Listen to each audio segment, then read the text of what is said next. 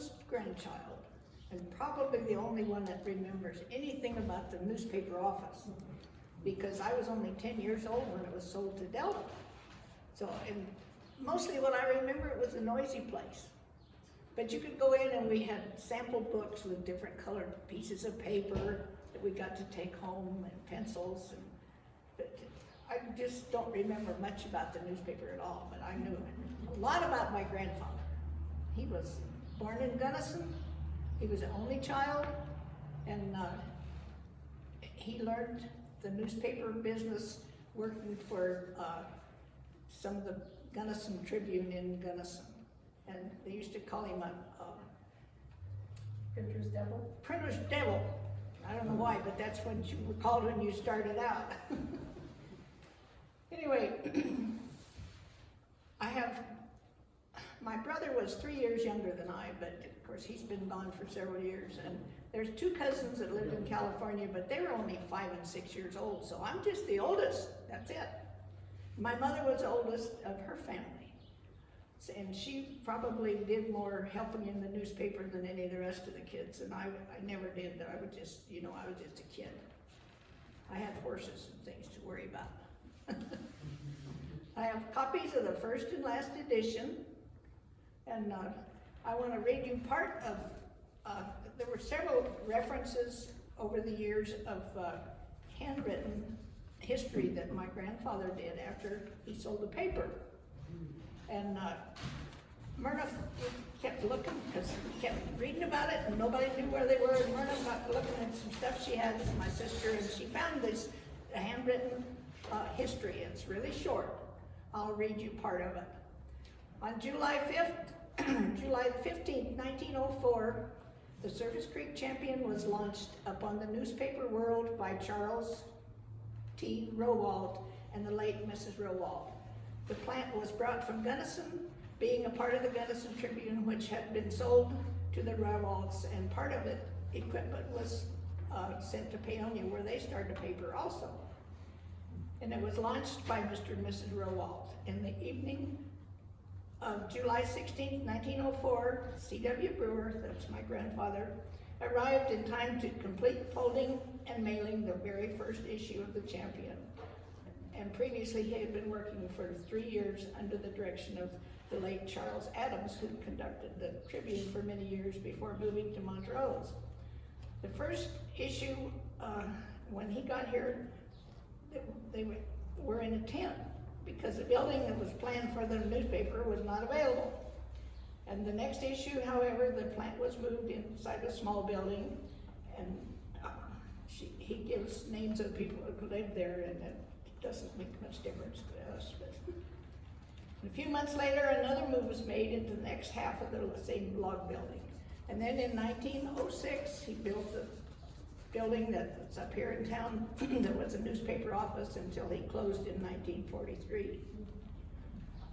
At first, the plant consisted of a Washington hand press, a few cases of old type, and a small job press.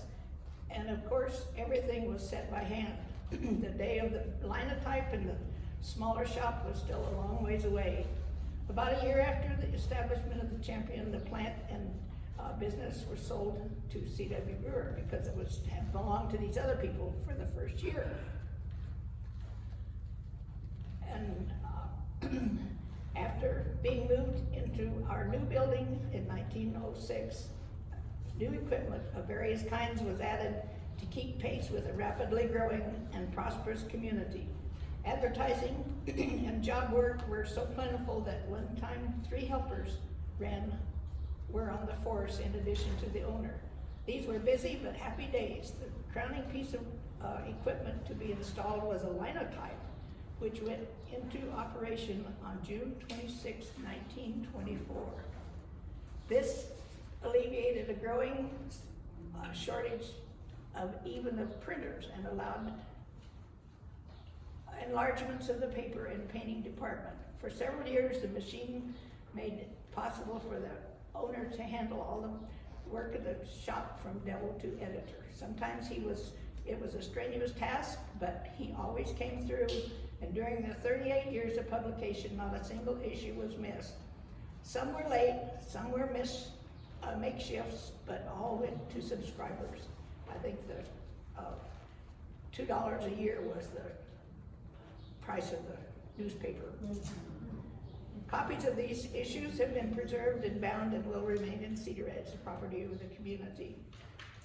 They form an accurate and complete history of the Cedar Edge Surface Creek communities. Few small papers of this age can boast of such an achievement. The moving of the plant to Delta is a severe blow to the business interests of Cedar Edge, but no other course seemed available at the time. Anyway, we had kind of fun to find this because we looked and kept reading about it. Anyway, my grandfather was quite influential in lots of things that went on around here. And one of the best things that he was involved in was getting the cemetery moved. It started out a mile north on the highway up here where Grants used to live. And there was a little church there too. They moved the church, but then in about 1906, I think, they decided to move the cemetery. And you know where it is now? It's the most beautiful cemetery in the whole state of Colorado. Anyway, he was quite influential in getting the cemetery moved.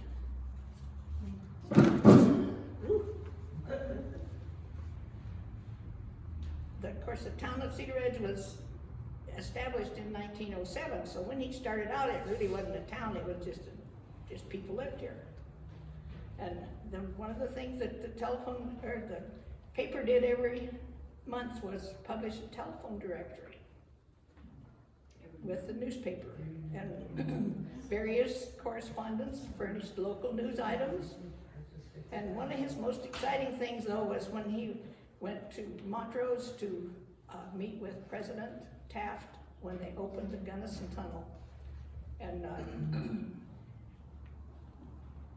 he got to sit on the same table with the president and got to go with him when they opened the tunnel gate of the Gunnison Tunnel.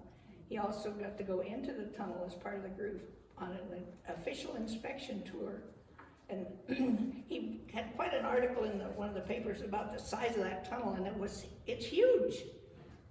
It's huge because it takes a lot of water out of the river. Water's Montrose. Anyway, let's see. On his newspaper, it was what they call a patented centerpiece. There was the 2 pages in the middle were kind of national news and advertisements and stories. And one of the last serial stories on one of my papers I found was the serial of My Friend Flicka.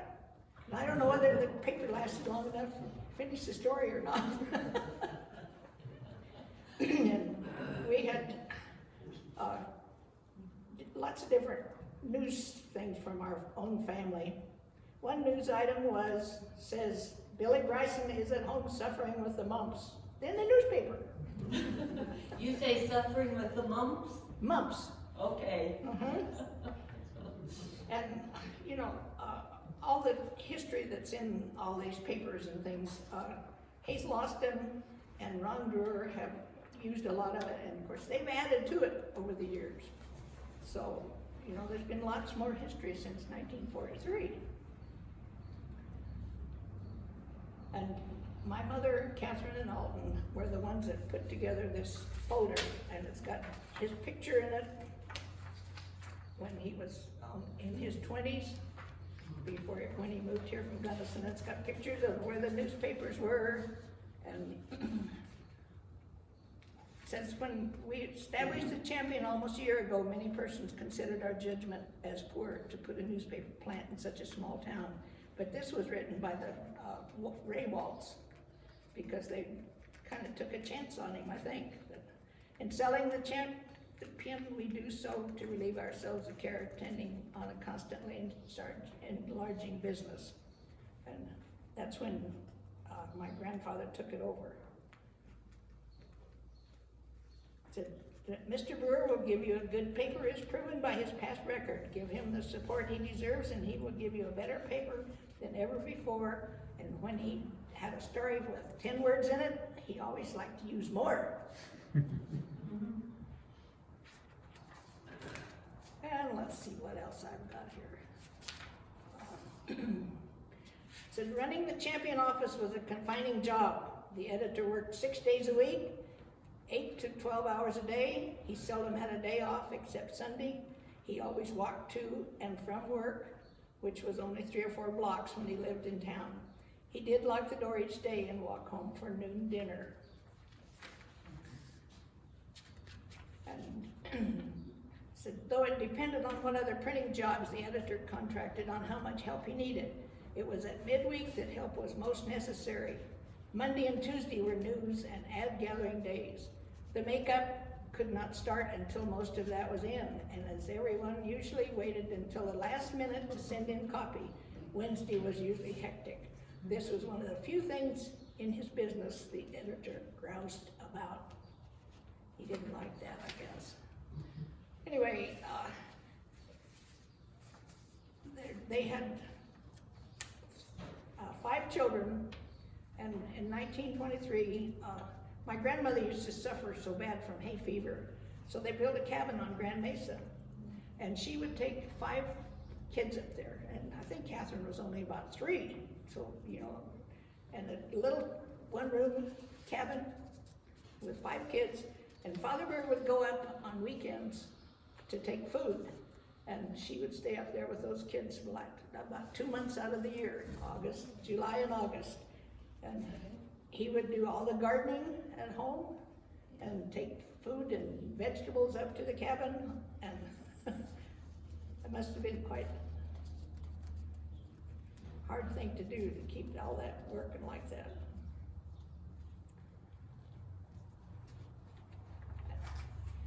Let's see.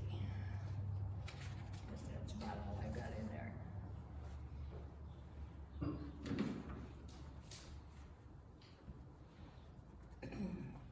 And of course, you saw my little brown car out here, the little Studebaker, that my grandfather bought new in 1940. And then when he died in 1946, my grandmother learned to drive. And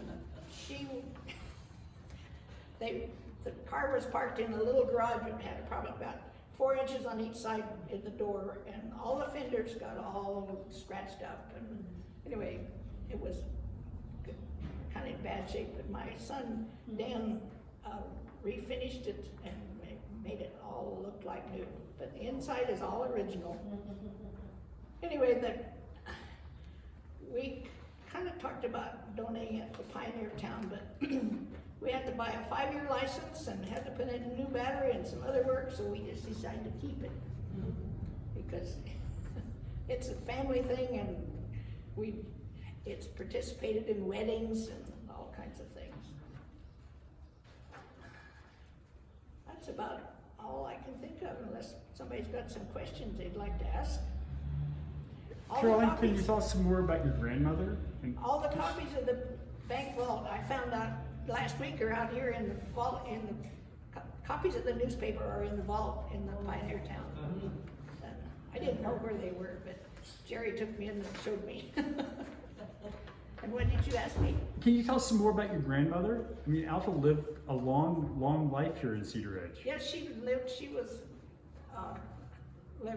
born in 1985 and died in 1885 and died in almost. She was almost 100 years old. And after he died, after he finished or sold the newspaper, he worked for the town of Cedar Ridge as a town clerk for about 3 years till he passed away in 1946.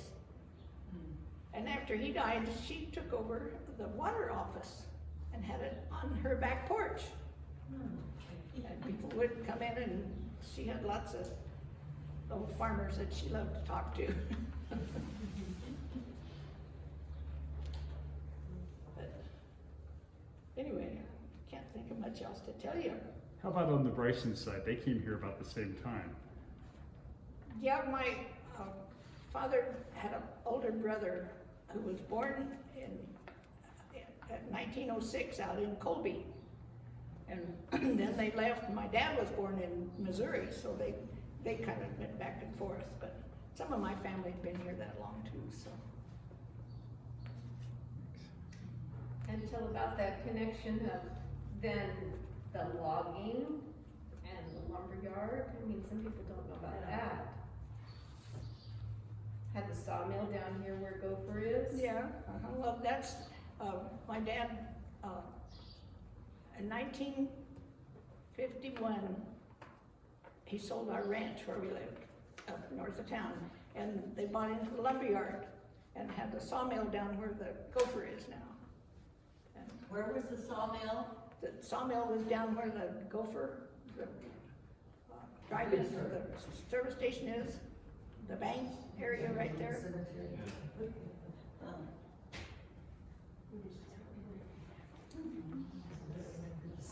Anyway, any more questions? Yeah, What was your father's name? Webb Bryson? Webb Bryson? Uh-huh. Oh, that was your father. Yeah. Oh. Myrna, she was born a year before my grandfather died. She was born in 1945, and he died in 46. But he used to, he taught me how to play cribbage when I was a kid. I was the oldest grandchild. I got all kinds of good stuff. Yeah. But he would like to, when he'd go fishing on Grand Mesa, we had a red wooden boat up there called Red Wing, and I would row the boat, and he would fly fish from like 30 or 40 feet out from the bank. He liked to fish into the bank, and I'd row the boat for him. And then Christmas time came around, and he made popcorn balls and popcorn balls and popcorn balls. And he made sauerkraut and horseradish, and one of the things I don't think anybody does anymore that always kind of impressed me, when we had big dinners, he would serve the main course and then pass the plate around. You know, he'd give you what he thought you needed, I guess. But anyway, I've never seen it done since. It was just one of those fun things to remember.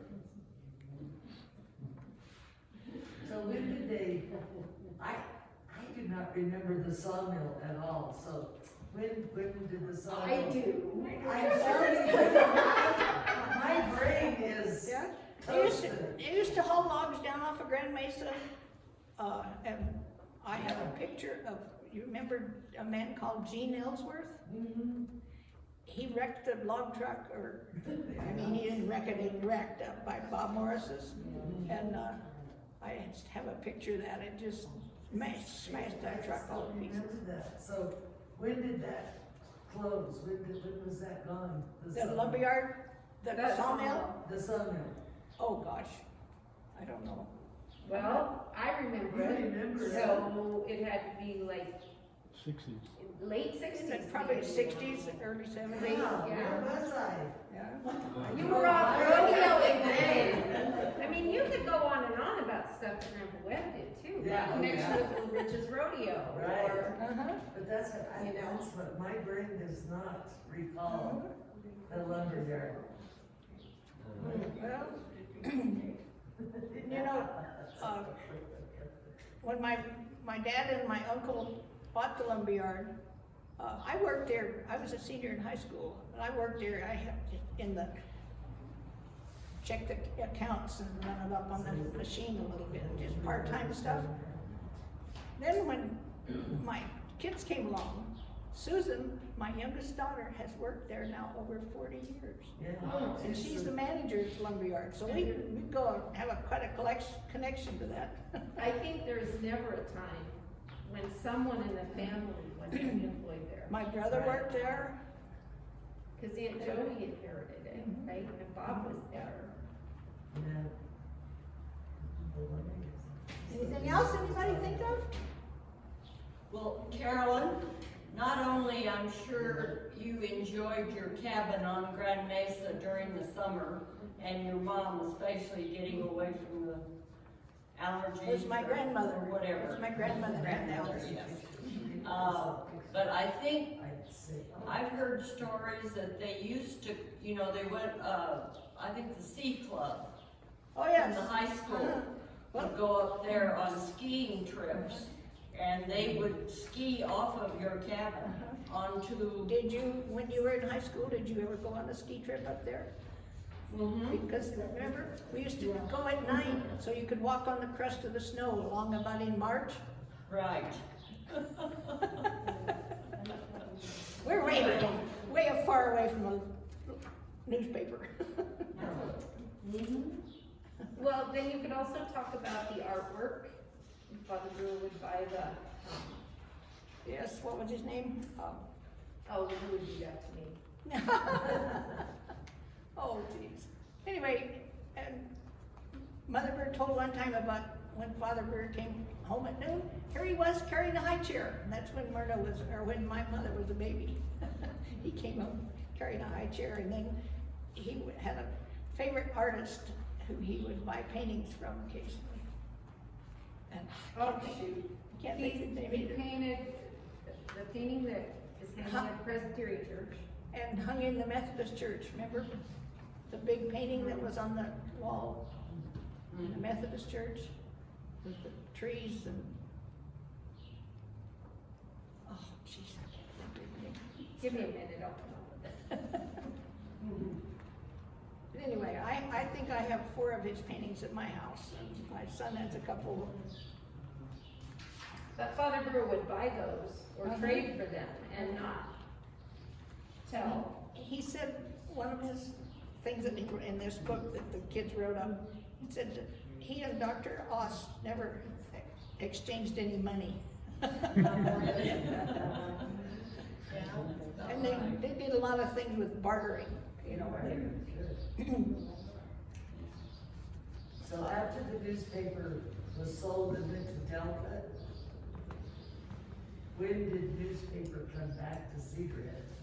Because, I mean, Well- and it wasn't, I don't think it was it called a champion? No, it's not, wasn't called a champion, It it was wasn't called called a a service. champion, but Just, we had. yeah, we've had a couple newspaper since in then. Cedar Edge, because the Nossalins and other people. Earl Hammond, that's who it was. I just had to stew on that for a while. That's right. Yeah. I know too.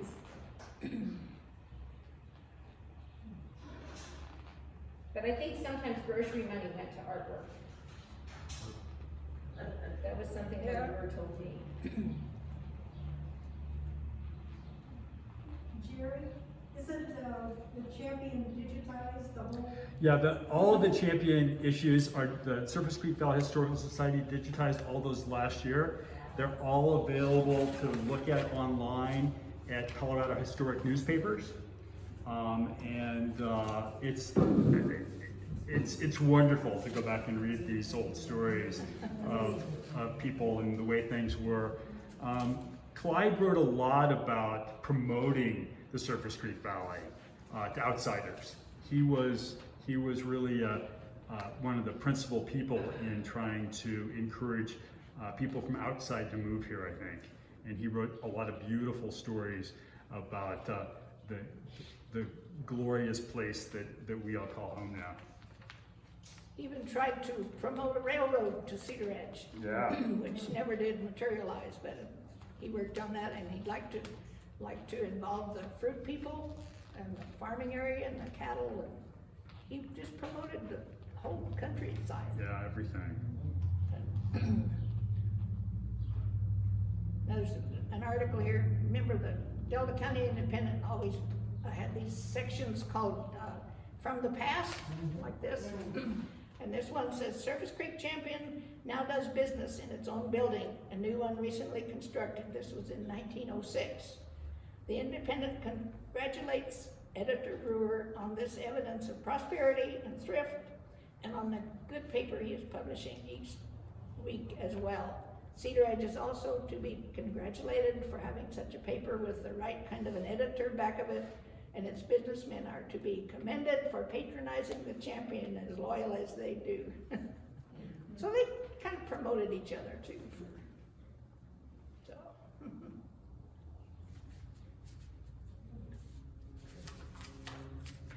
That's about all I can think of. I got lots of stuff here, but I've gone over most Did of you it. say where the newspaper office was, and was it there the whole time? The one It's still there. Sorry? The building is still where the there. airport is, Yeah, that was his from 1906 until he closed in 1943. okay. And it's been a TV shop and I don't know, it's been several things since then.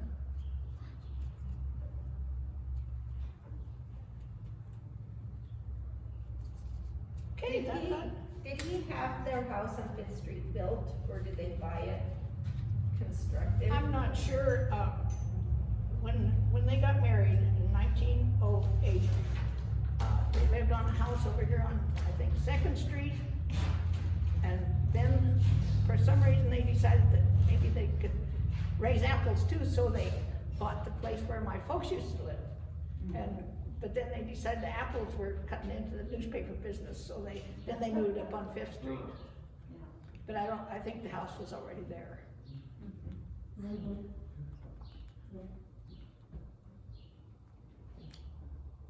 All right.